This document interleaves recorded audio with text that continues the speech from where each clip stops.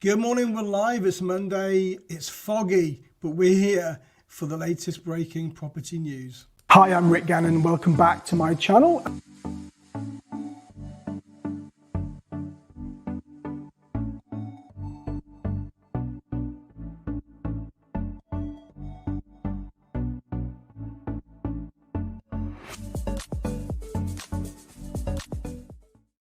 Good morning, folks. We are here, we are live. It's Monday. Don't forget to say hi, give yourself a shout out so we can make sure you're kept up to date. So, what is in the news today? Let's get straight into this.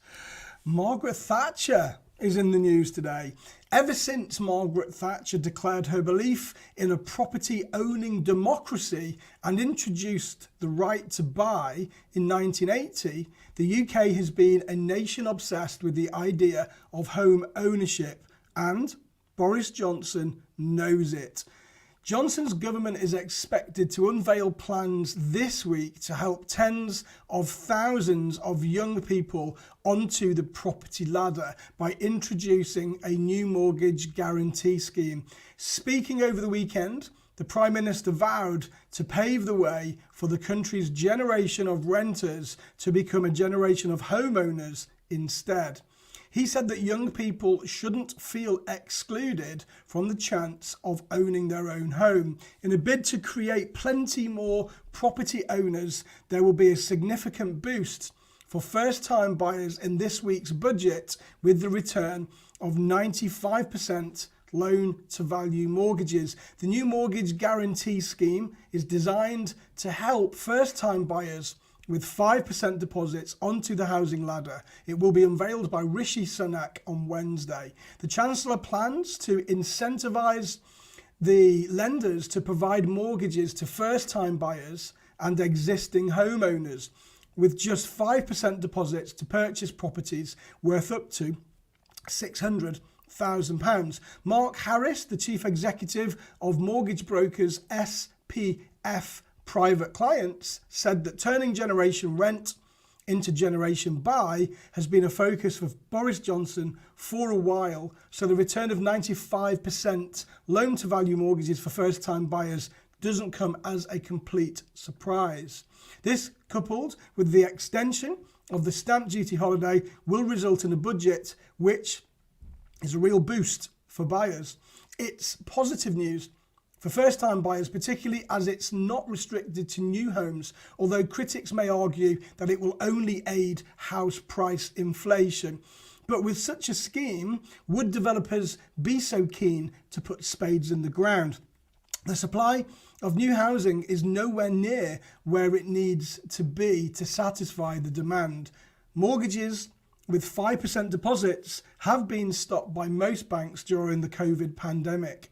Harris has said for those with little in the way of deposits, finding a 95% loan-to-value mortgage has been pretty much impossible in recent months. Mark Hayward, the Chief Policy Advisor for Property Mark, has commented, a government-backed mortgage guarantee scheme will help first-time buyers get onto the housing ladder at a time when for many owning a home seems an impossible dream. Alongside the potential extension of the stamp duty holiday that we've been calling for, this new scheme will go some way into giving hope to first-time buyers at a time when the size of deposits required means that they fall at the first hurdle. So let's do some shout outs, folks. That's the first bulletin today. Yemi's good morning from Essex. Kim's watching from Devon. Good morning, Kim. And good morning to Lord watching from YouTube. Don't know whereabouts, so good morning, Mandy from Manchester. And Ron from Cardiff. And Harry Krishnan, good morning from Wickham. And good morning to Russell from a misty Sheffield. And Claire's watching from Doncaster today. Julie's watching from Hemel. Have had a good weekend? Yes, thank you. And you've shared it. Thank you, Julie. Anne-Marie is watching from don't know where. Good morning to Michelle watching from Wandsworth. And Maria watching from London. Mark from Derbyshire.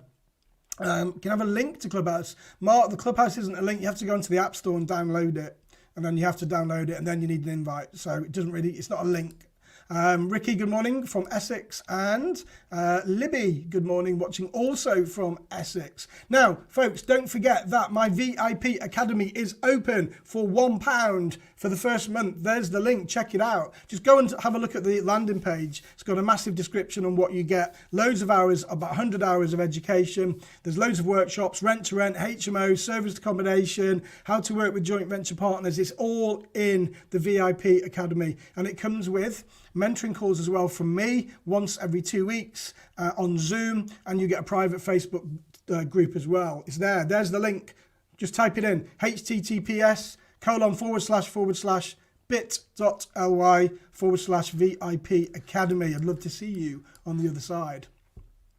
Next today, Labour MP Stephen Timms has asked Housing Secretary Robert Jenrick to commit to 5 measures to tighten controls on the private rental sector. Timms wants the Housing Act to be amended to protect renters who have lost income during the COVID pandemic, the Renters Reform Bill to be introduced as soon as possible to stop landlords using what he calls no-fault evictions during the rest of the pandemic, funding for councils to clear tenants' debts in arrears where the local housing allowance is deemed inadequate, support given to landlords at a serious risk of financial hardship, but this would only be to allow landlords to claim up to 80% of income lost through arrears, and the government to properly resource local authority regulation of the private rental sector so they are able to help protect tenants from illegal eviction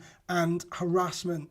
Timms makes the call in a letter to Jenrick in which he claims that over 500,000 private rental tenants are now in arrears as a result of the pandemic, which he claims has disproportionately hit renters from the ethnic minorities and poorer sections of the community. At present, there is no policy framework to deal with the growing rent crisis in the absence of any regulation. Therefore, landlords are incentivized to take their tenants to court in order to claim unpaid rent. Renters are left to fend for themselves, according to Timms, who is Labour MP for the London seat of East Ham. Generation Rent's in the news again today. The leader of the Generation Rent campaign group has joined forces with tenant activists to demand the Chancellor gives financial support to renters on Wednesday's budget. Baroness Alicia Kennedy, director of Generation Rent, says households in arrears face an impossible choice every month: pay the rent, borrow, or go without essentials. The government's inadequate support for renters is pushing families deeper and deeper into debt, with homelessness and destitution awaiting once the crisis of the pandemic clears. Chancellor Rishi Sunak must act decisively to end the rent debt crisis and bring peace of mind to private renters who have been hit the hardest by the economic shock. And in the same statement, Amina Gichinga from London Renters Union has added, government-backed loans would help underwrite landlord profits, but would leave renters pressured to take on massive debt for repayments they can't afford.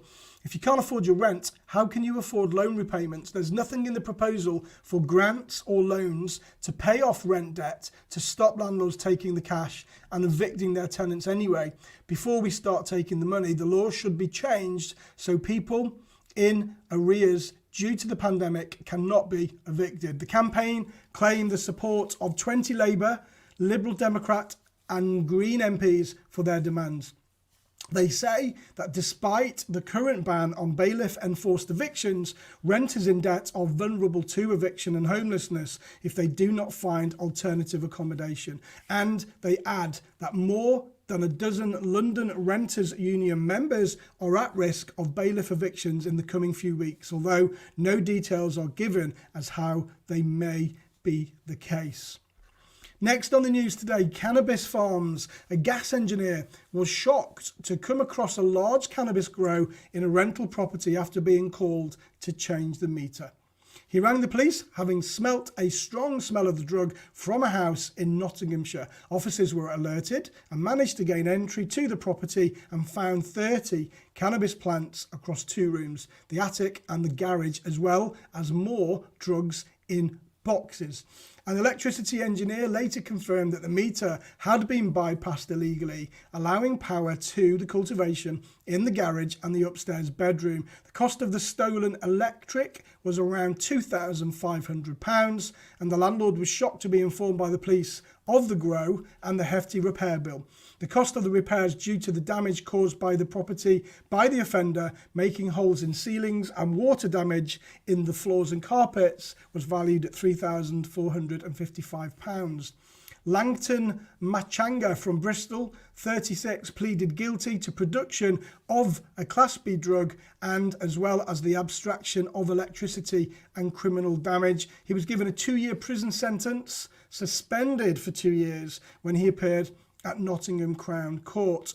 The detective constable said that we work on intelligence and information from the local community and we act on anything we receive.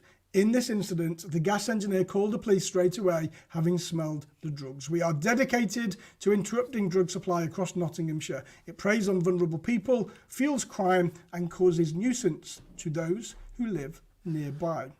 Have you ever had a cannabis grow in any of your houses? Let me know if you have. Mark saying you downloaded the Clubhouse, just need an invite. Right, I haven't got any invites at the moment, Mark, but I will bear you in mind. Thank you for asking. Julie saying, I agree, the Housing Act needs to be updated, but we don't need any more support for tenants right now. Julie's also said it would help if the police had a better understanding of illegal evictions, as I have had a number of tenants who claim the police were not interested and claiming it's civil. The police will always go down the civil route if it's in the too difficult to deal box, usually. That's normally what happens. Tenants becoming homeowners will be a good thing, allowing former tenants to gain experience in costs involved in repairing their own homes. From Sammy, thank you Sammy. Emma's saying that I have invites. So Emma's got some Clubhouse invites, everyone.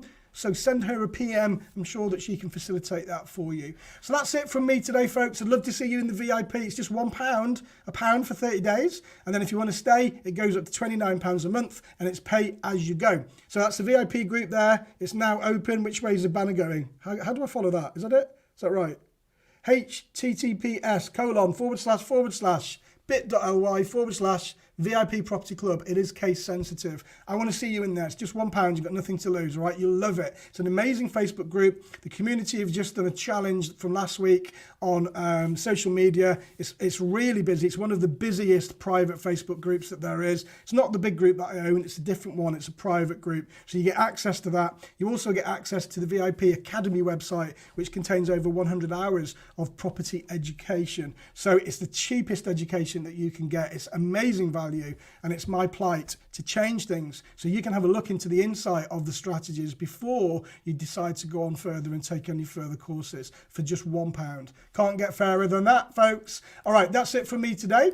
Don't forget to have some fun, and I'll see you back here tomorrow at 8:30, and then you can come over to Clubhouse in 20 minutes where I'm going to be doing this live, and we're going to go to debate. All right, take care. Hi, I'm Rick Gannon. Welcome back to my channel.